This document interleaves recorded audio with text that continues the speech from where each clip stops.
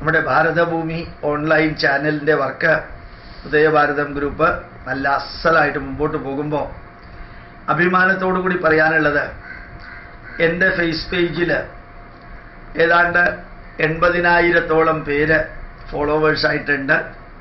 യൂട്യൂബിലും 80,000-ഓളം പേര് ഫോളോവേഴ്സായിട്ടുണ്ട്. പിന്നെ ഫേസ്ബുക്കിൽ 15,000 പേര് 3 ഫേസ്ബുക്കിലായിട്ടുണ്ട്. എല്ലാം കൂടി ചേർത്ത് ഏതാണ്ട് ഒരു 1.25 ലക്ഷം പേര് നമ്മൾ നേരിട്ട് ഗോപാലകൃഷ്ണൻ്റെ ചാനൽ, ഫേസ് പേജ് ആണെങ്കിലും ഫേസ്ബുക്ക് ആണെങ്കിലും യൂട്യൂബ് ആണെങ്കിലും ട്വിറ്റർ ആണെങ്കിലും എല്ലാം ഫോളോ ചെയ്യുന്നു എന്നുള്ളത് അഭിമാനാർഹമായിട്ടൊരു കാര്യമായിട്ട് തോന്നാറുണ്ട്. അതുപോലെ തന്നെ ഭാരതഭൂമി എന്ന് പറയുന്ന ഓൺലൈൻ ചാനൽ ഏതാണ്ട് 2-3 മാസം കൊണ്ട് തന്നെ 40,000 പേര് അതിൻ്റെ സബ്സ്ക്രൈബേഴ്സ് ആയിട്ടുണ്ട്. അത് ഫേസ് പേജിലുണ്ട്, ഓൺലൈൻ ചാനലുണ്ട്, അത് ഫേസ് പേജിലുണ്ട്, അത് തന്നെ യൂട്യൂബിലുണ്ട്. അങ്ങനെ എല്ലാ മണ്ഡലത്തിലും നമ്മളുടെ പ്രവർത്തനം അതിഗംഭീരമായിട്ട് വ്യാപിക്കുന്നു. എല്ലാവരും കൂടെ ഉണ്ട് എന്നുള്ള ആത്മാഭിമാനാർഹമായിട്ടുള്ള കാര്യങ്ങൾ നിങ്ങളോട് പറയുമ്പോൾ പുതിയ പുതിയ പുസ്തകങ്ങൾ ഇറക്കാനും ധാരാളം പെൻഡ്രൈവുകൾ 100 മണിക്കൂർ 200 മണിക്കൂറുള്ള പെൻഡ്രൈവുകളും കംപ്ലീറ്റ് വേദങ്ങളും കംപ്ലീറ്റ് ഭഗവത്ഗീതയും പഠിക്കാൻ ആവശ്യമായിട്ടുള്ള സർവ്വ കാര്യങ്ങളും യൂട്യൂബിലും ഫേസ് പേജിലൊക്കെ കൊടുക്കാനും അത് തന്നെ ഒരു 10, 20,000, 30,000 പേർക്ക് വാട്സപ്പിലൂടെ അയക്കാനും എല്ലാം സാധിക്കുന്ന 50 ഗ്രൂപ്പ് വാട്സപ്പ് എനിക്കുണ്ട്. ഇനി പുതിയ ഫോണിലൂടെ പിന്നെയും കുറേ കൂടി തുടങ്ങണം. അങ്ങനെ ഉദയഭാരതത്തിന് 90 ഗ്രൂപ്പോ മറ്റോ ഉണ്ട്. നല്ല അസലായിട്ട്, അത് ഞാൻ നേരത്തെ പറഞ്ഞതിൽ പെട്ടിട്ടില്ല. അങ്ങനെ നമ്മൾ പ്രഭാഷണത്തിന് പോകുമ്പോൾ മൊബൈൽ നമ്പർ കളക്ട് ചെയ്തിട്ട് വാട്സപ്പിൽ ഇടാറുണ്ട്. അങ്ങനെ അൾട്രാ മോഡേൺ ആയിട്ടുള്ള മഹാവിഷ്ണുവിൻ്റെ 11ാമത്തെ അവതാരമായിട്ടുള്ള സോഷ്യൽ മീഡിയ ഇത്ര ഭംഗിയായിട്ട് ഉപയോഗിക്കാൻ സാധിക്കുന്നു എന്ന് മാത്രമല്ല, കുറേ വ്യക്തികൾ പറയുകയുണ്ടായി, സാറ് രാവിലെ യൂട്യൂബിൽ അപ്ലോഡ് ചെയ്യുന്നത് അതെടുത്തിട്ടാണ് ഞങ്ങളുടെ ചാനലുകളിൽ ഞങ്ങൾ കൊടുക്കുന്നത്. ഇപ്പം നമ്മളൊരു റിസർവ് ബാങ്കായിട്ട് പ്രവർത്തിക്കാനുള്ള ഭാഗ്യവും കിട്ടി. ഇവിടെ നിന്ന് കൊടുക്കുന്ന പലതും ധാരാളം ഓൺലൈൻ ചാനലുകാരെടുത്ത് അവരുടെ രീതിയിൽ അത് നല്ല രീതിയിൽ ഭംഗിയായിട്ടുള്ള കവറും നല്ല വേറൊരു ടൈറ്റിലും ക്യാച്ചി ടൈറ്റിലൊക്കെ ആയിട്ട് കൊടുക്കാറുണ്ട്. എന്തൊരു അഭിമാനം തോന്നുന്നുണ്ട് എല്ലാവർക്കും. അപ്പോൾ ശരിക്കും പറഞ്ഞാൽ ഒരു റിസർവ് ബാങ്ക് മാതിരി, ഒരു ട്രഷറി മാതിരി പ്രവർത്തിക്കാൻ നമുക്ക് എല്ലാവർക്കും ഇപ്പോൾ സാധിക്കുന്നുണ്ട്. മറ്റുള്ളവർക്ക് കാര്യങ്ങൾ എത്തിക്കാം. അടിമുടി മാറ്റം. ഏത് അമ്പലത്തിൽ പോയാലും അന്നദാനം ഉണ്ട്, പക്ഷെ സിമ്പിൾ അന്നദാനമാണ്.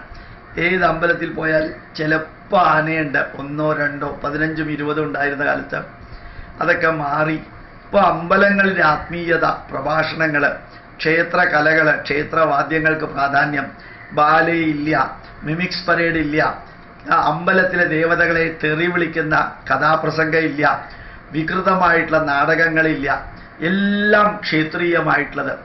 എവിടെ ചെല്ലുമ്പോഴും ഡാൻസ് എന്ന് കേൾക്കുമ്പോൾ പെട്ടെന്ന് തോന്നിയേക്കാം അമ്പലം ഡാൻസ് പറമ്പാണോ എന്ന്. അല്ല, എല്ലാം ദൈവീകമായിട്ടുള്ള ഡാൻസുകളാണ്, ദൈവീകമായിട്ടുള്ള ഗാനമേളകളാണ്. അതുകൊണ്ട് ആത്മീയത ഉണ്ടാവോ ഇല്ലയോ എന്നല്ല, ആത്മീയതയിലേക്ക് പോകുന്ന വഴിയാണിതെല്ലാം.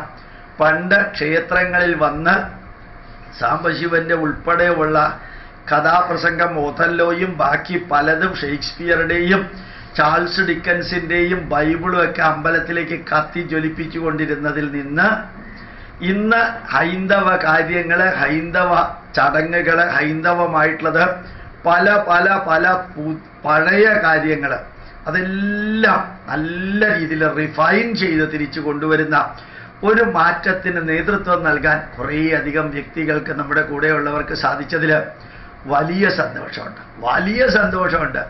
ശരിക്കും രാമായണത്തെയൊക്കെ അല്ല ഗംഭീരമായിട്ട് ലോകത്തിൻ്റെ മുമ്പിൽ ശ്രേഷ്ഠ ഭാരതത്തിലൂടെ അവതരിപ്പിക്കാൻ സാധിച്ചതും അയ്യപ്പ ദർശനം എന്ന പരിപാടിയിലൂടെ എന്താണ് മന്ത്രം, എന്താണ് തന്ത്രം, എന്താണ് യന്ത്രം, എന്താണ് ക്ഷേത്രം, എന്താണ് ശബരിവാരം പൂജകൾ, എന്താണ് വേദം, ഇതൊക്കെ അങ്ങോട്ട് പച്ചയ്ക്ക് പറഞ്ഞു ബലിപ്പിക്കാനുമൊക്കെ സാധിച്ച പുണ്യകർമ്മം അത് സമൂഹത്തിലേക്ക് നമ്മൾ കൊടുക്കുമ്പോൾ അതിൻ്റെ 100 ഇരട്ടി ഇങ്ങോട്ട് തിരിച്ച് പ്രതികരണം പോസിറ്റീവായിട്ടുണ്ടാവുന്നു.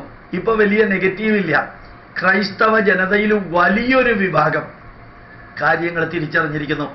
ഇങ്ങോട്ട് ഹിന്ദുവിനെ അവഹേളിച്ചാൽ തിരിച്ച് അതേ നാണയത്തിൽ കൊടുക്കാൻ സാധിക്കുമെന്ന് ഹിന്ദുക്കള് ക്രിസ്ത്യാനികളെ, മുസ്ലിങ്ങളെയും കമ്മ്യൂണിസ്റ്റുകാരെയും ബോധ്യപ്പെടുത്തിയിരുന്നു.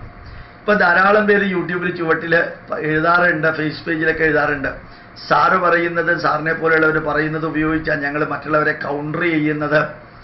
ഹിന്ദുക്കളെ അവഹേളിക്കുകയും തമസ്കരിക്കുകയും എതിർക്കുകയും പുച്ഛിക്കുകയും ചെയ്യുന്നവരുടെ അടുത്ത് പണ്ട് നമുക്ക് ഉത്തരം പറയാനുണ്ടായിരുന്നില്ല.